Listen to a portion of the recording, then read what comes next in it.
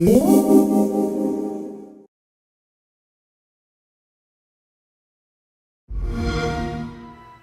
what's going on, guys? Okan here with another video, and E3 is officially upon us. Video game season. First thing you guys actually may notice is that this is the voiceover. I'm not actually on camera this time, but I didn't really feel like I should be on camera for this one. Just wanted to show y'all some gameplay footage to Star Wars Jedi Fallen Order. So this game is a Respawn game. It's also EA, but Respawn is the team that's developing it. And as you can see, they've put a lot into it, just gameplay wise, environment wise. Like you have right here, swinging on vines, and you know it's a Respawn game because it wouldn't be any wall running without Respawn being behind it.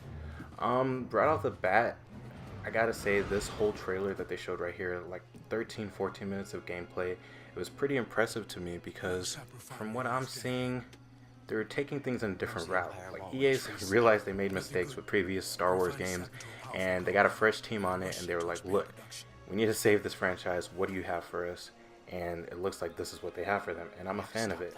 Now, this story has been said to be canon. So with this game being canon, the possibilities are endless, and the characters that can appear at any point are limitless. Like right here, we see Saw Gerrera, which first showed up in Rogue One, which is set between episodes 4 and 5. I'm blinking on that right now.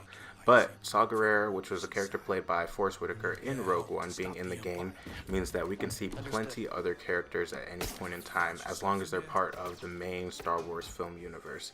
And it's nice to know that they're making another video game that directly relates to all those movies, because they want to build the universe and make things more cohesive in the long run. Now, the developers did specify that this is not going to be a stealth game, which is what a lot of people thought, seeing as how your main character, Cal, is a Jedi on the run. But they said that this is going to be a third-person open-world action-adventure title, and it looks like they're sticking to that statement, because if you're looking at everything we see right here, it's a very open and vast environment. Everything looks very luscious and grand, and I'm really happy that it's not a stealth game now that I think about it, because I don't think you'd really be able to enjoy and take in everything with you being so sneaky the whole time. So while looking at the combat of this game, I did get some slight The Force Unleashed vibes with the gameplay, but it's not quite as hectic, or I guess unleashed, in terms of combat style. Just looking at it, it looks kind of simple on paper, but the developers have said that there is a slight learning curve to it, and from what I'm seeing in terms of all the fights, like this fight that you have right here with one of the, what are they called? Purge troopers. Like, it looks like everything has to be a little bit more meticulous, your moves have to be more carefully planned, and you can't just throw attacks out hoping to hit someone. And if that turns out to be the case, I'm going to be a fan of that, because while I did like The Force Unleashed and how powerful and just hectic the whole combat style was, a lightsaber duel where you have to really plan out your attacks and really be careful, it feels like it's more along the lines of a From Software game, and that's kind of stretching it, because obviously this game isn't going to have that sort of difficulty curve, but just, I mean that in the sense of attack style where you have to be really careful and really plan out each move before you move forward to your next attack.